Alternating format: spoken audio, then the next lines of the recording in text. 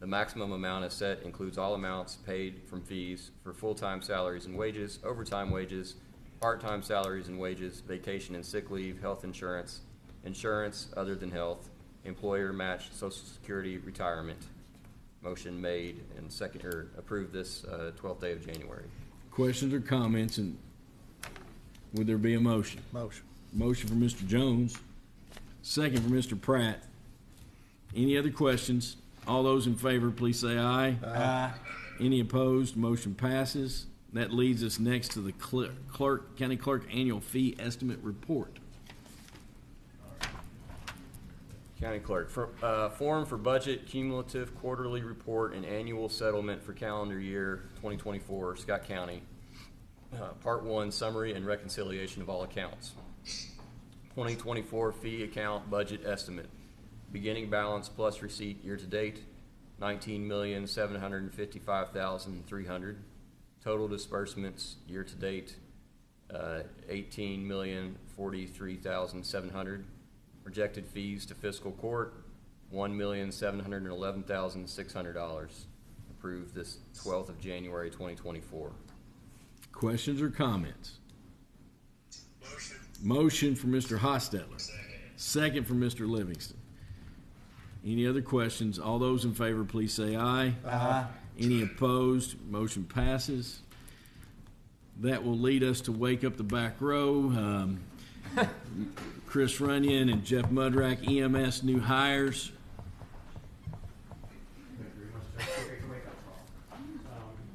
I'm pleased to recommend on behalf of Chris Runyon 2 new employees in that department. One's a paramedic, one's an EMT.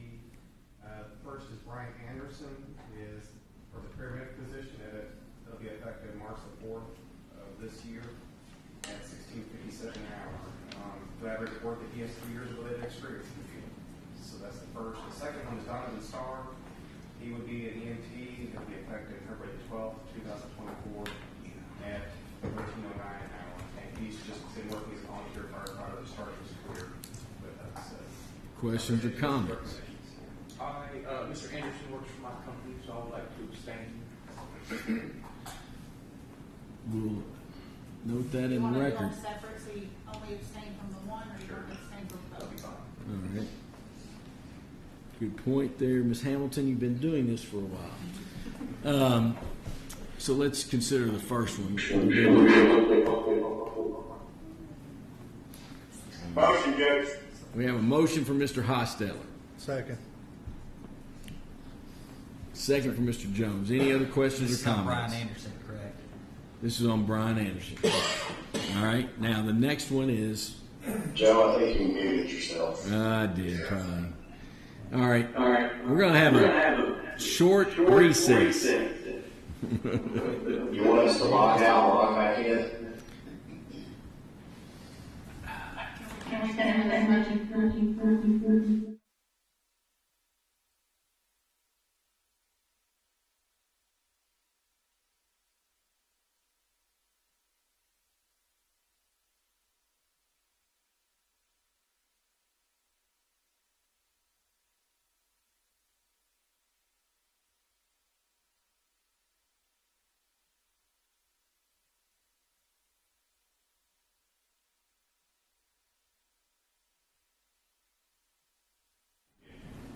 Chip, will you get a mic? I'm sorry, if I'm going to email you, tell you I was doing a thing and doing separate. That's up to come up here, man. There you go.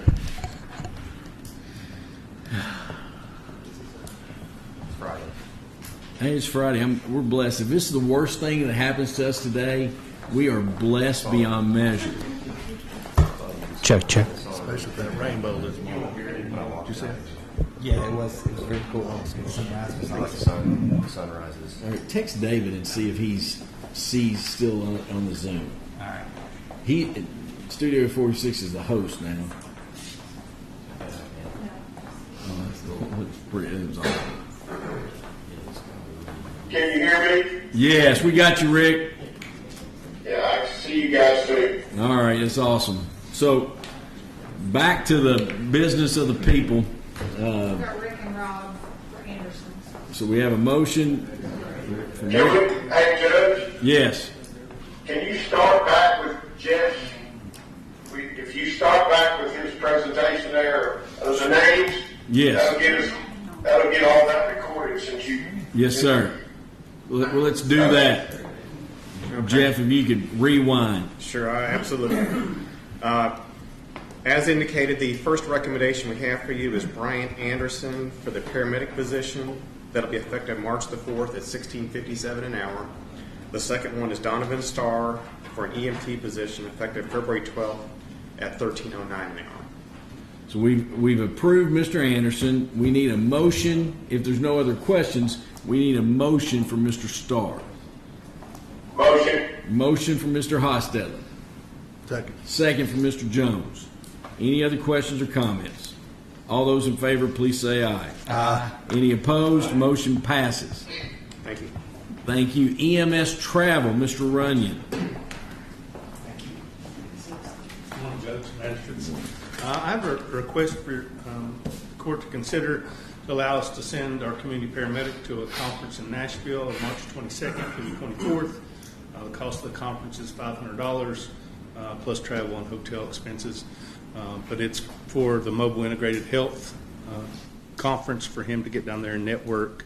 He's very active in the community. Candace mentioned him earlier. He's got about 10 regular patients already that he's scheduled and goes out and visits and takes to the doctor's office if they need and picks up prescriptions. So I've asked him. 10 people that have a new positive influence in their life and that's regular. That connection to resources. Yes, he's connected them with primary care physicians and actually taken them to see them. So very active. We get calls every day about the services that we're offering now. So working with SO and PD as well. So it's going really well. We would need to clarify, but I would see no reason why these opioid settlement funds couldn't be used for that purpose. But we need to clarify where all we're approving is the allocation. Where we pull it from is. I just need approval for out-of-state travel. Yeah. What state? Tennessee, Nashville. Tennessee. Is there a question or comment, and would there be a motion? I'll make a motion, Judge. That's Brandon that's going to be going, right? Yes, sir. Yes, Brandon. So we have a motion. Go ahead. Second. Second for Mr. Wallace. Or Dwayne. We'll mark that as Dwayne Ellison with the second. We We got a visual on that. Get him on the books. So we have a motion, we have a second. Any other questions or comments? All those in favor, please say aye. Aye. Any opposed? Motion passes. Now, this next one, 17, we discussed last week and gave detail about the need for converting this part-time billing specialist to a full-time position, how it impacts really two buckets of money and significant dollar amounts. Questions or comments? I've got to recuse myself on this one. That's Okay. my uncle. So All right, You're gonna abstain. abstain, all right. Questions or comments other than that? Motion for Mr. Pratt. Did I see a motion from Mr. Livingston as a second? Any other questions or comments? All those in favor, please say aye. Aye. Any opposed? Motion passes. thank you. Yes, sir. And then this next one, EMS Special Inspections. This is part of our EMS, Georgetown Scott County EMS station project. And this was shared just this, Wednesday to us. And it is a requirement. It's the same thing as the sheriff's office. It all hinges around pretty much that storm shelter, and then they do other, soils, concrete masonry, fire penetrations, and then also the steel erection, and then weekend efforts. If they have to come out there on weekends, they estimated that as well in there. And then exterior improvements, materials testing. The fee is $25,495 with thoroughbred. There was two estimates. The other estimate was almost twice as much. So this was forwarded and recommended from Branstetter Carroll. Say the amount again, please. $25,495. Questions or comments related to this proposal? Motion on that, Judge. Motion from Mr. Hostetler, second from Mr. Wallace. Any other questions or comments? All those in favor, please say aye. Aye. Any opposed? Motion passes. That will lead us to jail RFP for medical services. We have a special guest here today, Paula from Southern Health Partners, Paula Holden. Yes. Paula, thank you for being here, and thank you for a long history of your company working with the jail, and appreciate that service. Jailer Broyles, do you have any comments before we've shared this, we talked about it at length. Paula and I have discussed as we mentioned, that doing a comparison on the formulary drugs to the cost that we can get from our RX coalition. So we'll do that. That's really not an impact on what we're talking about today, but just looking at the numbers, the base price is $319,488, a monthly cost of $26,624, and that includes in that base price the cost pool dollars are included, and this gives us 12 hours per day, 7 days per week, 24/7 on-site nursing, and it will allow both shifts to be able to have access to medical professionals that can better care for those inmates at the site, and will help our staff take pressure off of our staff as well. So those are very positive things. It was mentioned by Kelly Corman last week, and maybe I don't want to speak for anybody. I know Kelly mentioned the possibility of starting this sooner than July 1. Well, I've spoken with Paula. Paula said, really, you need a 60-day lead time to get staff in line and get everything right.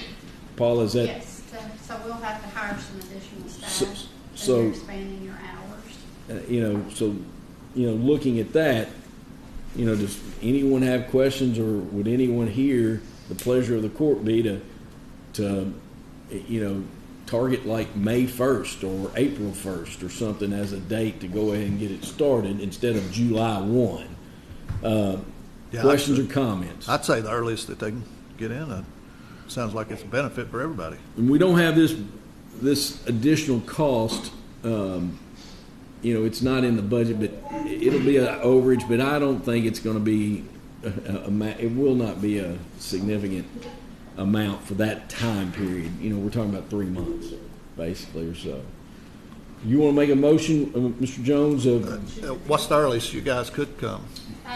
So if you did 60 days from February 1st, April, is that April? April 1st. That sounds good to me. April. So that would be my vote, guys. So we have Go ahead and get started. we have a motion from Mr. Jones, a second from Mr. Ellison to accept this bid as proposed, and a start date of April 1, 2024. Question?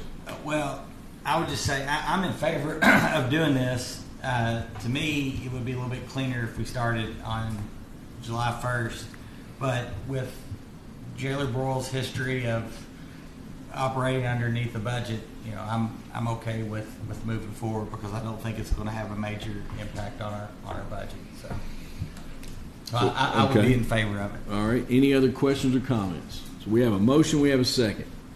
All those in favor, please say aye. Aye. Any opposed? Motion passes. Thank you all very much. Thank you. We appreciate the partnership. No, absolutely. Appreciate it very much.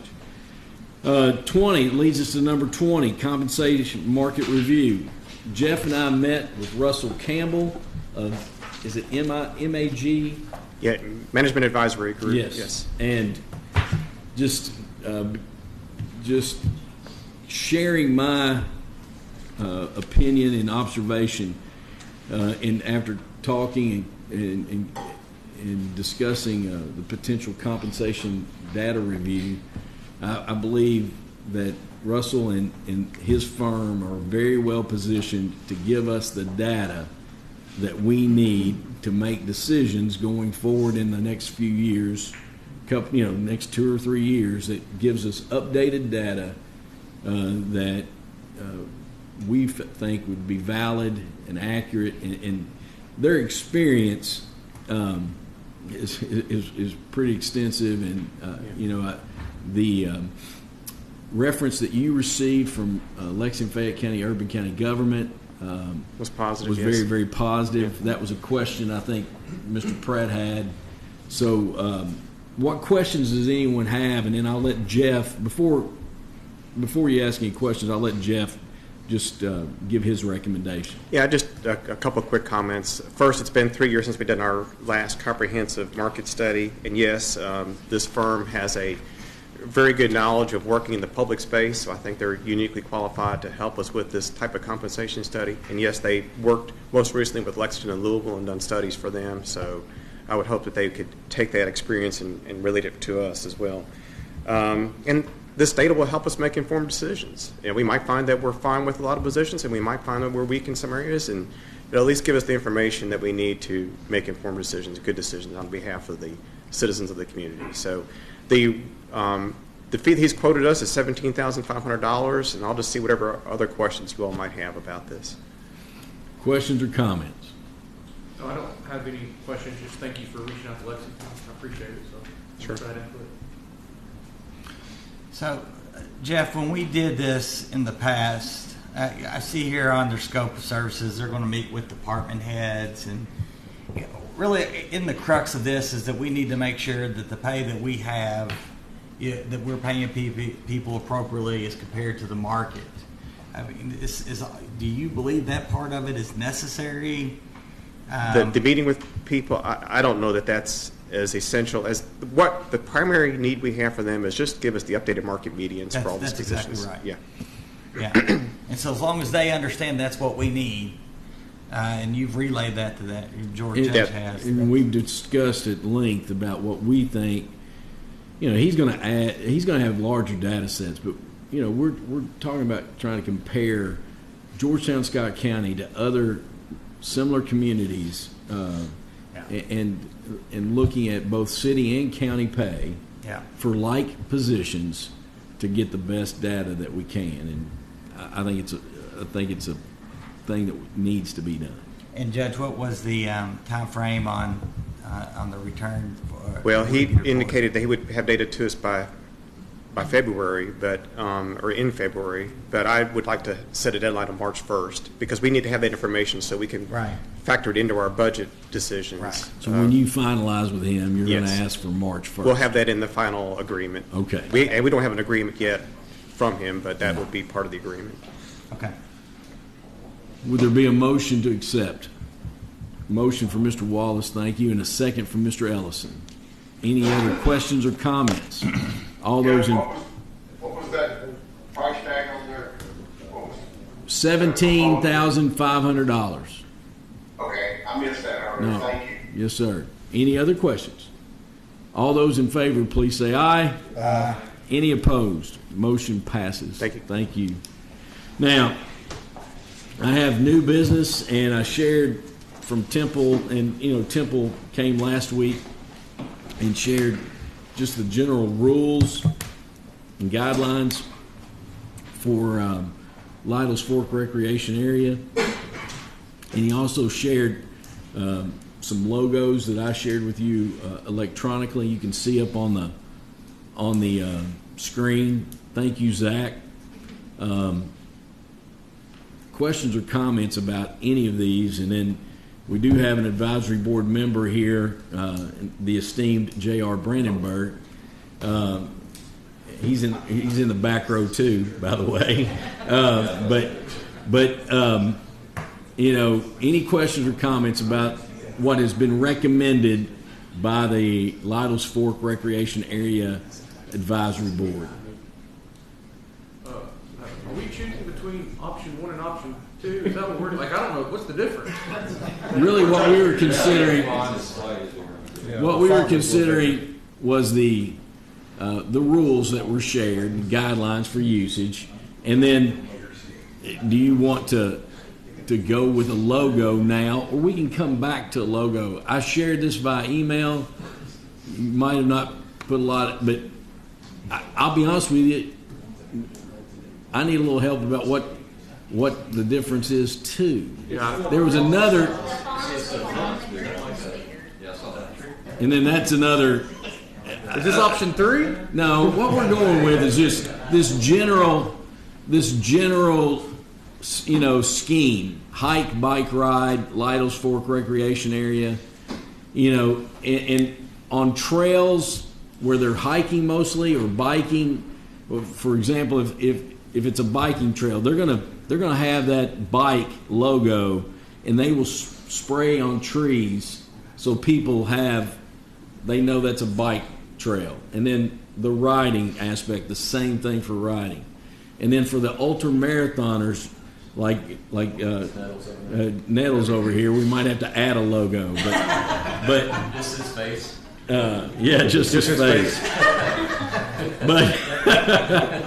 But we have these rules that have been presented, and they're very open dawn to dusk. No camping, no alcohol, no open fires, pets on a leash, remove all trash and debris, avoid unknown vegetation, no unauthorized motorized vehicles, and no collecting, no taking home pet rocks. So, and then they do have some mountain biker, trail riders, hikers specific, and then bow hunters must have permission from county judge executive. We'll continue doing like we do have done in the past until we see something that would be a little bit more effective. And then the same thing, like tree stands and blinds must be removed at the end of the season. May be installed a month before season begins. Blinds and tree stands must be 150 feet away from any trail. And hunters, bow hunters, bikers, riders, hikers have coexisted out there for many, many years, and I'm confident that they can continue to do so. I appreciate the work of the advisory board to try to move us forward. I appreciate, I like the logo. And I think it's a very, I think people will recognize it, and we'll try to get some T-shirts here soon. Judge, so the one issue that we got unresolved was about the Beagle purposes. Club. That's exactly right. Yeah, I was going to say the same thing because I worked with Jared in animal control, and they initially said that's kind of what that area was for, but I don't know. Now let me ask you this: the Beagle Club, like they have a bunch of land, and it's all like fenced in right next to the Lytle's Fork Recreation Area. So where outside of the Beagle Club part of it, our leash ordinance, and dogs running astray and that type of thing, I think it makes an exception for animals that are being trained, or whether it's rabbit dogs, squirrel dogs, whatever dogs they are. And I agree with what you're saying. They have an area. Yeah. But what they do is they bring those dogs over on the reservoir property, and they use them for training purposes. I'm not arguing that they don't have land to do it. No, but it's in conflict. I'm not. Yeah, but it's in conflict with our ordinance. And I'm not necessarily saying I'm for opening up this can of worms, because if you put in there pets on leash except, then we're probably opening ourselves up to everybody's going to look for an exception to not put a dog on a leash. So I guess I'm leaning to you for some kind of direction, or maybe Cam, on what we should go, as far as the rules adopted for the reservoir property. Well, I mean, you want to draft them in the form of an ordinance or something? We already have an ordinance. No, he's asking about the specific issue of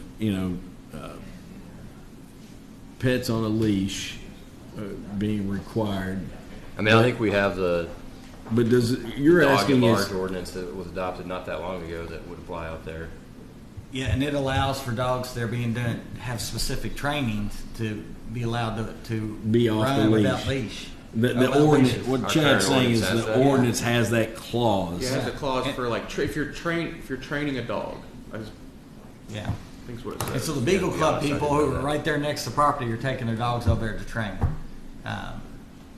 That's where I'm I just want to bring it to our So- attention. So if that's an issue, maybe we need to amend the ordinance. I don't see it being an ordinance. I don't see it being an issue. Godfather, Could I say something on that? Yes. 24 years, 24 years, I have never seen a beagle being trained on their property. Never, ever.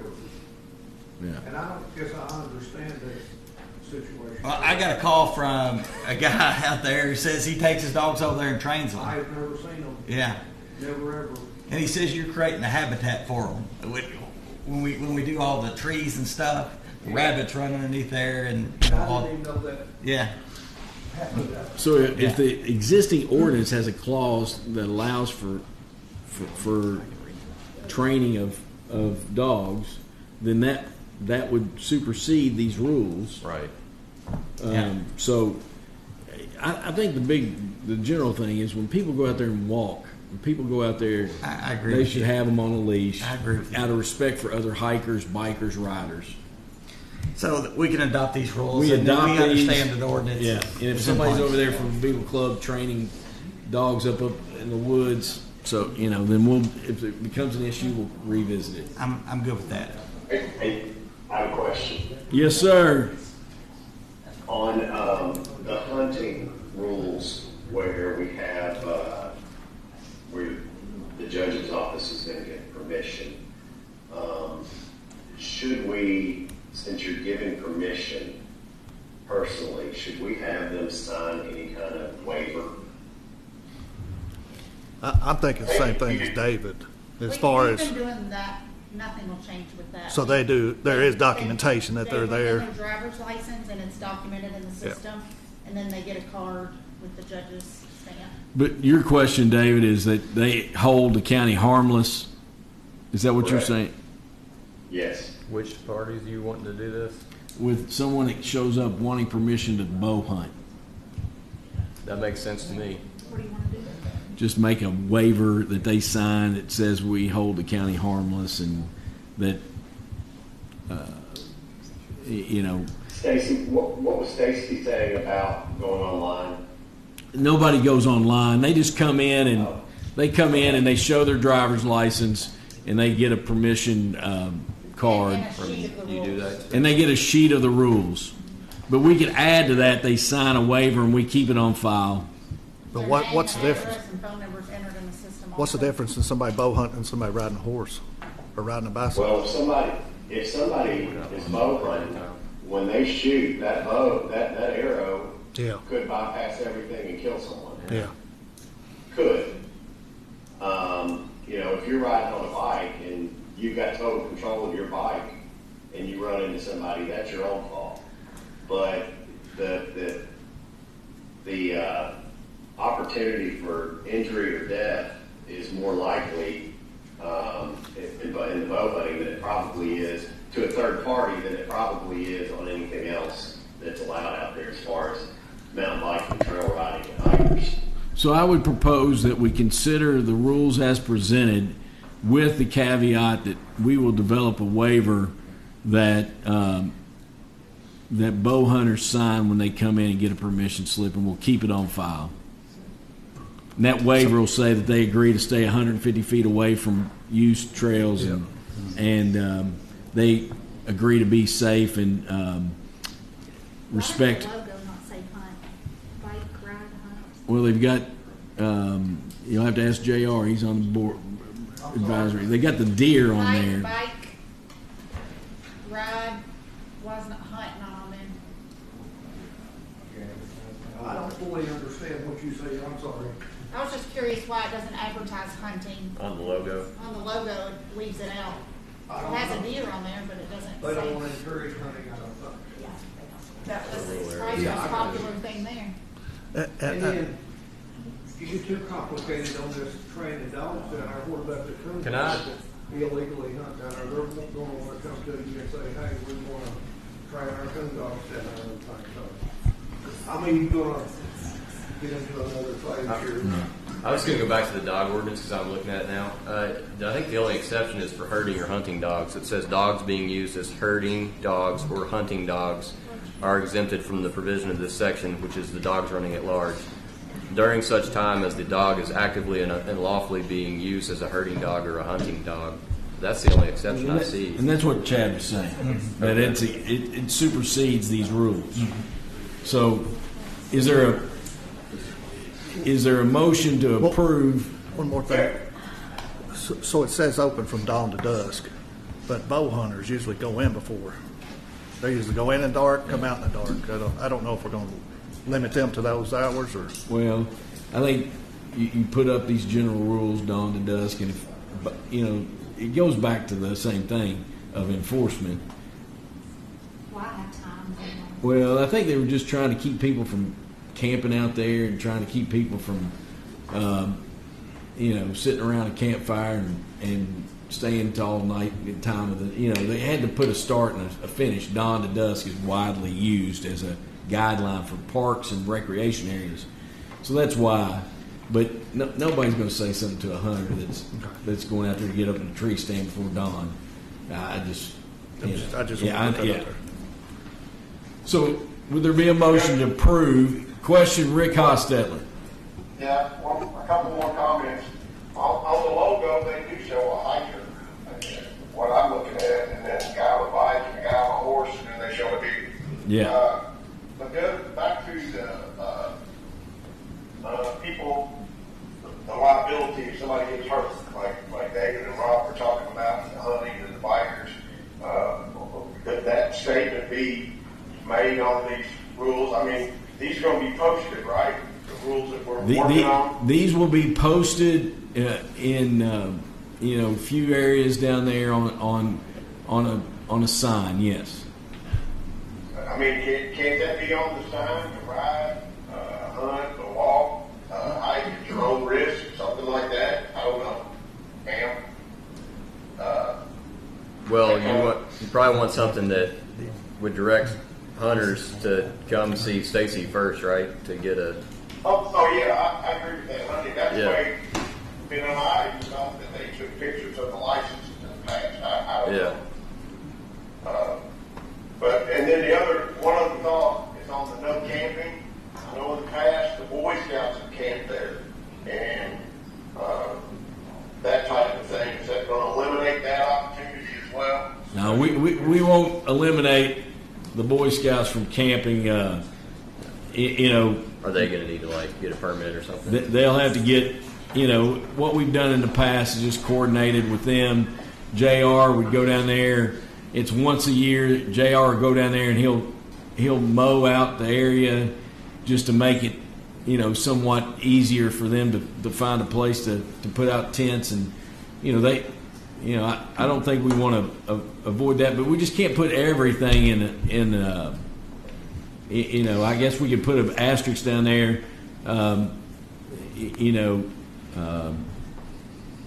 help me somebody with, overnight camping with approved groups, such as Boy Scouts, subject to Judge Executive's approval. We could put something on that. Well, I think that would cover it. You could just add a section that's similar to the bow hunters, but you could craft it for camping. Yeah, we'll add that, Rick. We'll add that. Boy Scouts, Girl Scouts, youth groups like that. That approval is subject to Judge Executive's approval. And we want, that's a fantastic thing for kids to go down there and do that with the Scouts and those type of groups. And we'd certainly want to encourage that, and we'll continue to do so. I think we got a good basic rules started, and I'd like to make a motion to go ahead with it. We have a motion to approve and a second, and we'll amend that to include that language. Any other questions or comments? All those in favor, please say aye. Aye. Rick. All right. So the only other piece of new business that I have is I had a meeting with Joe Kane of Planning and Zoning yesterday, and Joe shared, and I also met with Devin Golden earlier in the week as well, on Thursday as well. The city has gone ahead and reappointed James Stone to a planning commission position. It's a joint reappointment position. I have not shared this previously, and I don't like to usually do business without sharing it previously, but if you want to put this off to the next meeting for your consideration, or we could just consider it right now and move forward with Mr. James Stone. He's been, and Joe Kane says, has been very active and a valuable member. Mr. Stone came on as I was leaving. I served with him maybe 6 months or a year, and he's doing a good job. I would approve it. I'd make a motion. Yeah. We have a motion, second from Mr. Livingston. Any other questions or comments? All those in favor, please say aye. Aye. Any opposed? Motion passes. I have no other new business. Any magistrate have any new business? Judge, Yes, sir. it's not new. I just was reminding everybody about January 25th at our 6 o'clock meeting. There will be one of the participants in the movie The Final Fix will be in person. The founder of the Isaiah House will be there in person. He has experience with the Isaiah House. That's where that movie was made, and they have used the device for a number of years off and on as they could in studies. And then there's another gentleman that I think the device was used on maybe 8 or 10 years ago. I'm not positive on the time frame. Who is maybe available by Zoom if we want that time for him to share his story. So, but that's coming. Still planning on that, and would encourage anybody, if they haven't watched The Final Fix, it's on Amazon Prime, and it's about 9 or 20 minutes, and it will answer a lot of questions. Watch the movie, and if you develop some, you can ask somebody that's actually participating in it on Thursday night. Thank you. Thank you for that update. Anyone else? The 6 o'clock meeting, we're going to start at 5:30 for the pinning of our promotions. Are you going to open a meeting up then, or is that? No. What we will do, and I was going to share this by email, but Sheriff Hampton is going to pin some new leadership and deputies, and we have a conflict because a big fundraiser for the Caleb Conley Foundation is the same night, but our business meeting is the same night at the same time. So in order to allow family and friends of these deputies to be here, we're going to start with a pinning at 5:30, just a pinning ceremony. We'll do the ceremony. I was going to invite you all, and then at 6 o'clock we'll open the business meeting and call it to order. So it's pinning ceremony at 5:30, and then the business meeting at 6. And I would encourage anyone that wants to support the Caleb Conley Foundation. I think you all have shared a lot of social media posts of how they can do that. Sponsor the event. It's a Family Feud event at Country Boy, and great opportunity to support a very important cause. And I will say as well, tomorrow morning at 9 a.m., the Martin Luther King breakfast at the Extension office, and then Monday there's a march and a speaker at 5 o'clock, and we've shared all that details on social media as well. Would encourage you to come celebrate that day with us as well. And any other questions or comments from anyone? Would there be a motion to adjourn? Motion. Second, Mr. Wallace. All those in favor? We're adjourned.